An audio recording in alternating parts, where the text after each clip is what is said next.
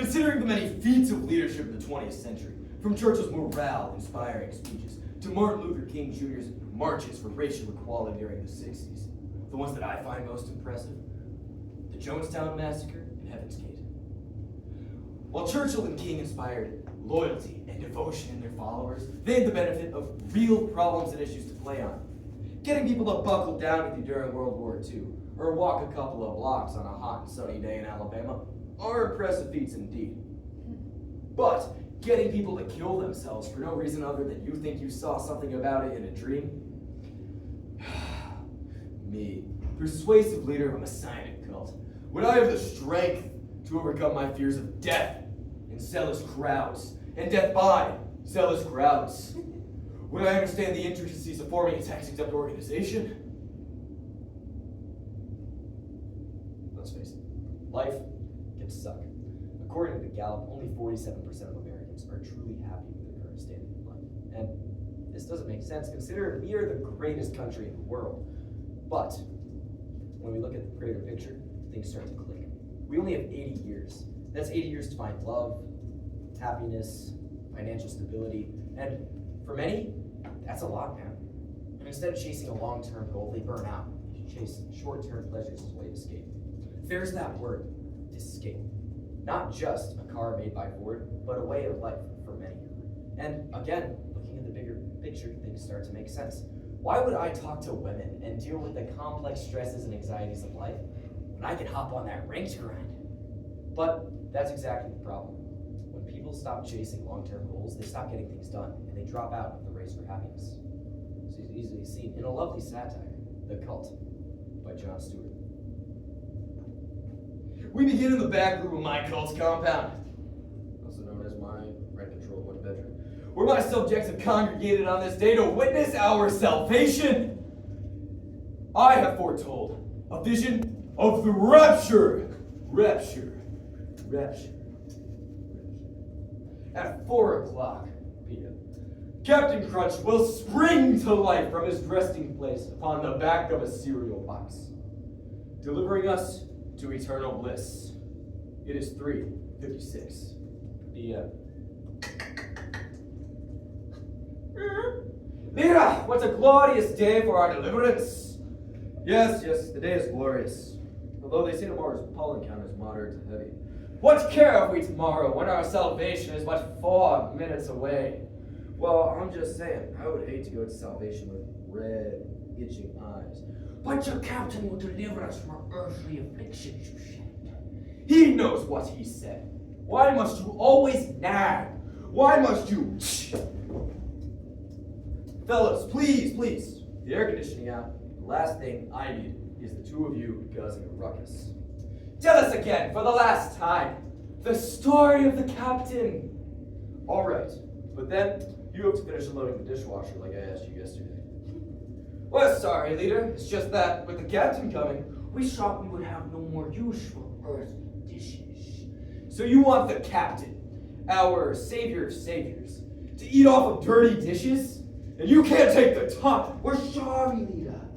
Please forgive our sinful ways. All right, fine. Get up. Come on. You're embarrassing me.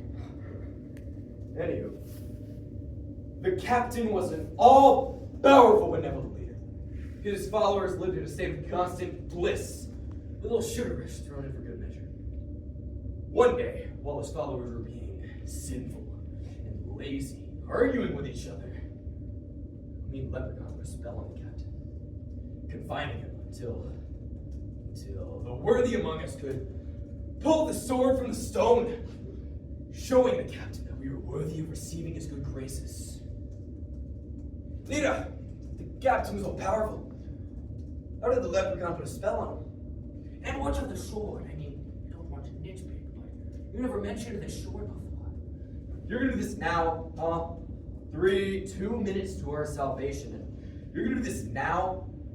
Because if you're gonna nitpick, I got a room full of believers back there that would love to be lieutenants.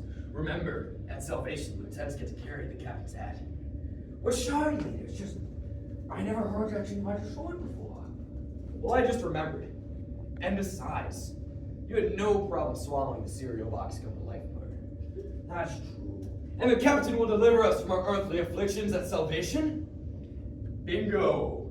This cursed cleft chin will finally be gone. I keep telling you, that is considered a positive feature, dude. And what of my leprosy? Your what? My leprosy. I thought that was dermatitis. Oh my God, I hugged you at the Circle of Knowledge yesterday. I thought that was dermatitis. This is dermatitis. This is leprosy. Please get off the furniture. It's nothing personal. I just had them redone and it costs a fortune. I'll take the glass. Captain, we are ready. 10, 9, 8. My watch still says 3:58. Imitation Rolex. Come, leader. Let the captain witness our solidarity. You guys go. I still got that thing in the oven. Wouldn't want the captain's chicken to get dry. Very well. She wouldn't your honor. 3, 2, 1.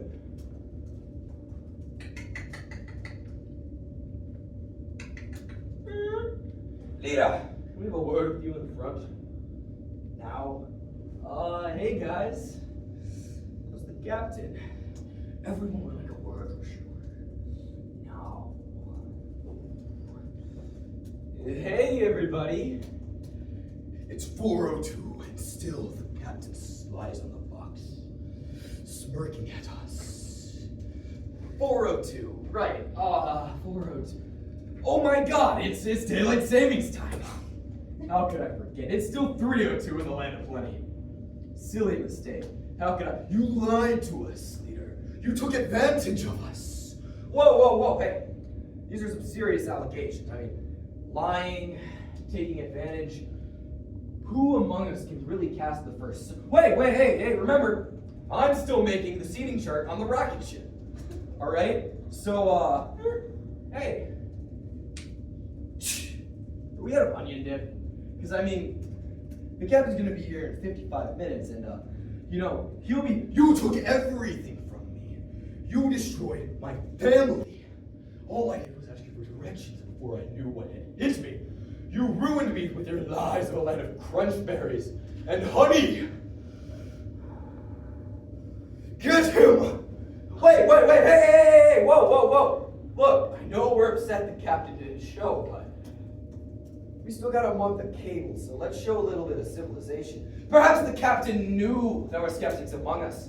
Perhaps this is why he has forsaken us. Boom, bingo. Couldn't have said it better myself. Damn skeptics.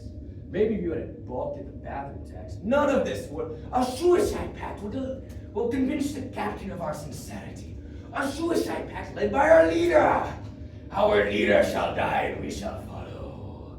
Whoa. Chief, hold their horses there. I mean, suicide. We could get in a lot of trouble for... Suicide is the only way. Hey, stop. Guys. You guys ever hear of a letter writing campaign? I mean, stop. This is madness. Look, I know you're mad at me, but you wanted this. You needed this. This is your fault. Your anxiety and weakness let me manipulate you. You didn't want to take responsibility for your own lives. You needed a savior to save you and make everything better. If you hadn't have been looking for an easy solution to the complex stresses and anxieties of your lives, none of this would have happened. I didn't do this to you. You did. I saved you from yourselves. Get him! Whoa, stop! Oh my God, it's the captain! See? For that one moment, that one brief moment, we all believed again. The captain hasn't moved, but for that one moment, we believed in a chance for our salvation. Remember those days, the believing days. Those were the good times.